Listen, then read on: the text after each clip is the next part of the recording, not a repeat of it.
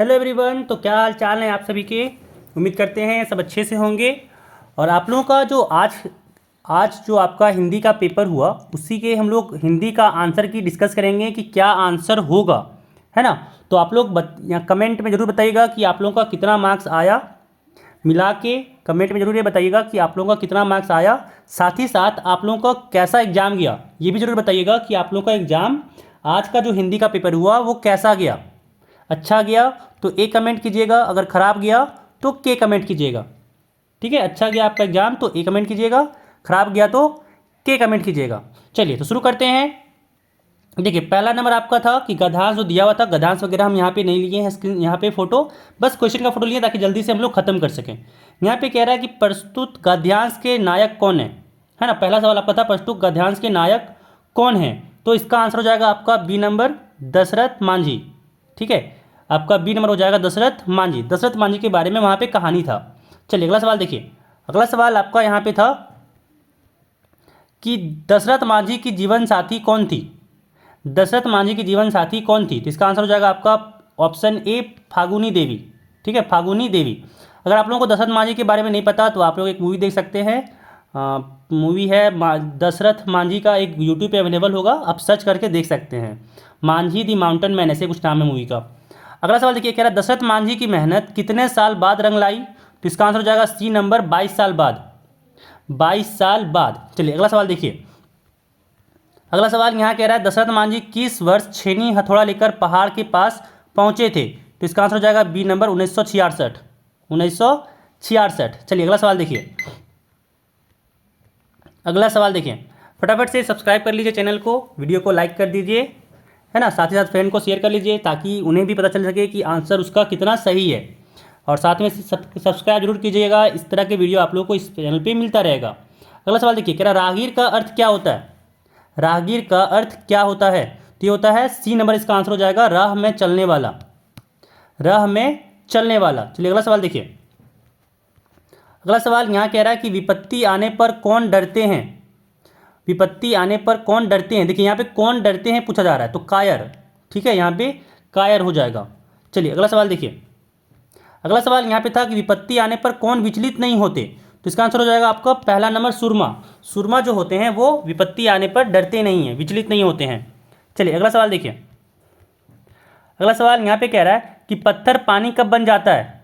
ठीक है, तो इसका आंसर हो जाएगा पहला नंबर जब मानव जोर लगाता है। अगला सवाल देखिए।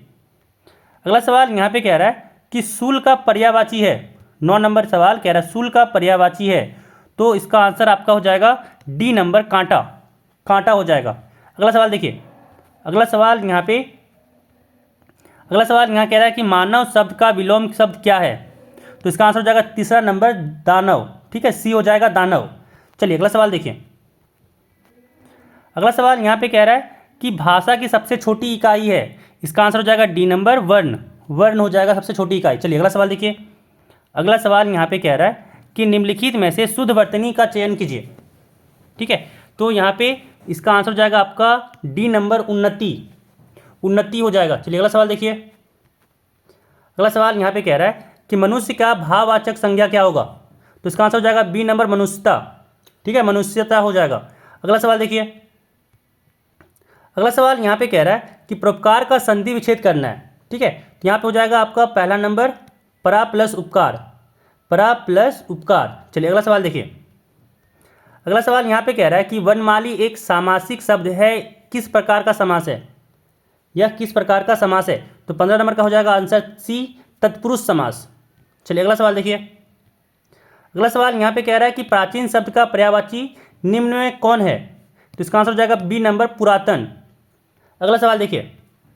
अगला सवाल यहाँ पे कह रहा है मुख्य शब्द का निम्न में सही विलोम होगा, इसका आंसर हो जाएगा ए नंबर वाचाल। वाचाल हो जाएगा। चलिए अगला सवाल देखिए। अगला सवाल कह रहा है पड़ोसी शब्द का स्त्रीलिंग रूप है, तो पड़ोसीन हो जाएगा। ठीक है, पहला नंबर पड़ोसीन। चलिए अगला सवाल देखिए। फटाफट से चैनल को सब्सक्राइब कर लीजिए, साथ ही साथ वीडियो को लाइक कर दीजिए। अगला सवाल देखिए। कह रहा है कपूर शब्द का तत्सम रूप होगा कर्पूर। ठीक है, कपूर का हो जाएगा ऑप्शन नंबर 1, कर्पूर जो होगा वो तत्सम रूप होगा। अगला सवाल देखिए। अगला सवाल यहाँ पे कह रहा है शिकारी ने शेर को बंदूक से मारा, है ना, यहाँ पे हो जाएगा से। ऑप्शन नंबर तीसरा सी हो जाएगा इसमें से। चलिए अगला सवाल देखिए। अगला सवाल यहाँ पे कह रहा है बड़े भाई साहब किससे 5 साल बड़े हैं। बड़े भाई साहब किससे 5 साल बड़े हैं, तो इसका आंसर हो जाएगा बी नंबर लेखक से। इसका आंसर हो जाएगा आपका लेखक से। चलिए अगला सवाल देखिए।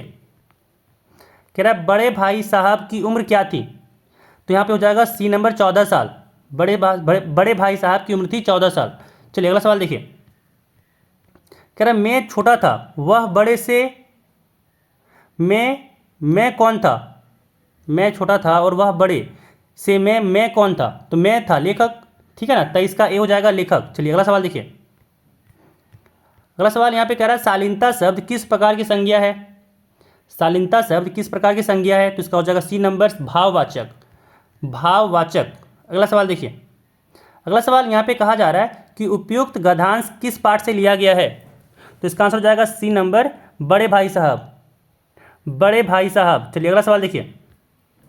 अगला सवाल यहाँ पे कह रहा है छोटा जादूगर पाठ के आधार पर रंगमंच पर कौन सा खेल चल रहा था, तो इसका आंसर हो जाएगा ऑप्शन ए बिल्ली का रूठना, भालू का मनाना एवं उनकी ब्याह की तैयारी।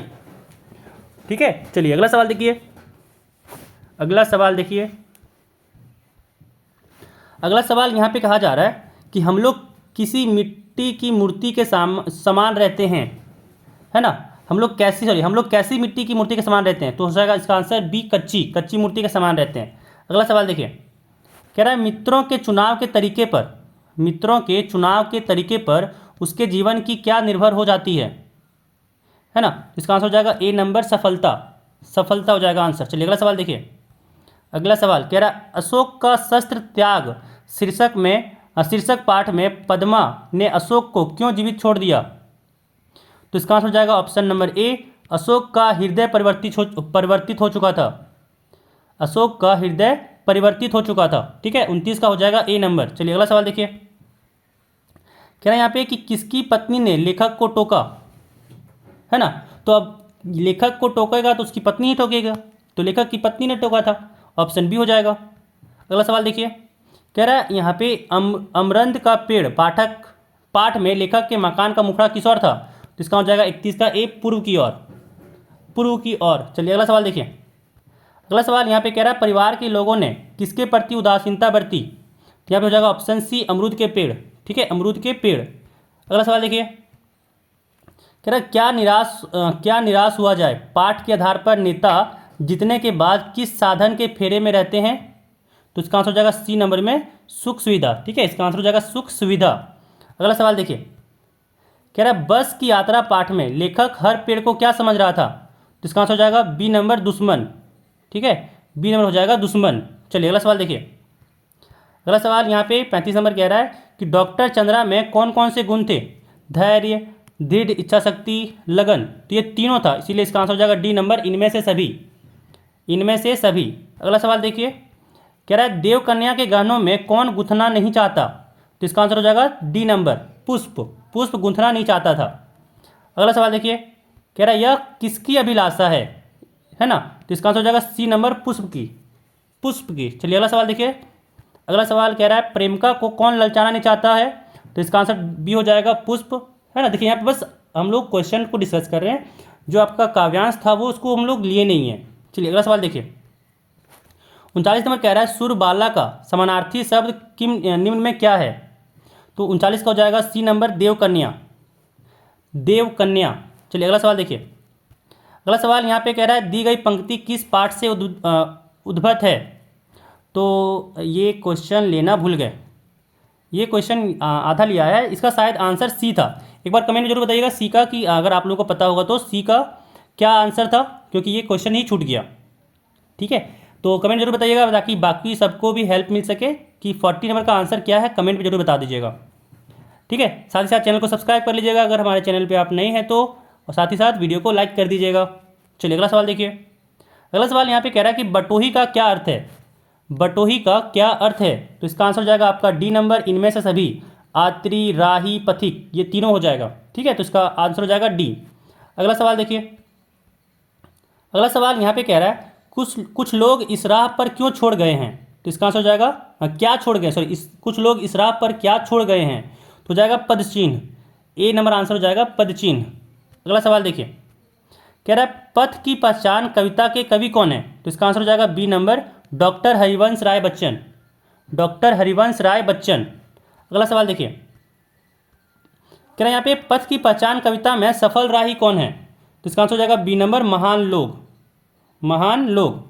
अगला सवाल देखिए, अगला सवाल कह रहा है डायन के रूप में फैले अंधविश्वास को दूर किया जा सकता है ना? तो इसमें हो जाएगा स्त्रियों के प्रति अपनी सोच प्रकृष्ट करके, स्त्रियों के सम्मान की रक्षा करके, इस सामाजिक बुराई को दूर करने का आह्वान करके। इसका आंसर डी हो जाएगा इनमें से सभी। इनमें से सभी। अगला सवाल देखिए, कह रहा है यहाँ पे 46 में कि डायन एक अंधविश्वास शीर्षक कविता में किस सामाजिक बुराई को दूर करने का बात किया गया था, है ना? तो 46 का आपका हो जाएगा डी नंबर अंधविश्वास। ठीक है, अंधविश्वास। चलिए अगला सवाल देखिए, कह रहे हैं यहाँ पे गांव के लोग अकेली औरत को डायन कहकर उसके साथ कैसा व्यवहार करते थे? तो इसका आंसर हो जाएगा बी नंबर बहुत बुरा। बहुत बुरा। अगला सवाल देखिए, कह रहा है राम का भरत को संदेश शीर्षक पद में भरत के आग्रह पर श्री राम ने अपनी कौन सी वस्तु भरत को प्रदान की? ये था चरण पादुकाएं।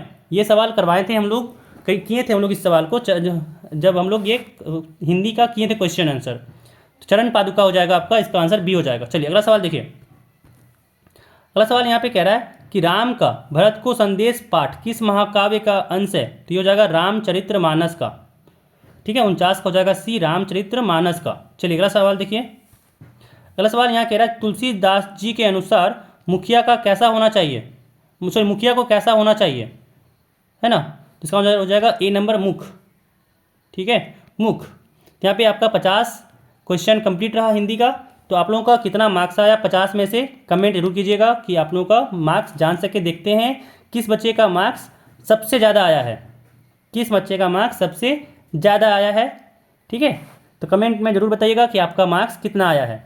साथ ही साथ चैनल को सब्सक्राइब कर लीजिएगा अगर अभी तक आपने सब्सक्राइब नहीं किया हो तो, क्योंकि इस तरह के आपके क्लास 8, 9, 10, 11, 12 तक, है ना, यहाँ पे आपको तैयारी करवाया जाता है।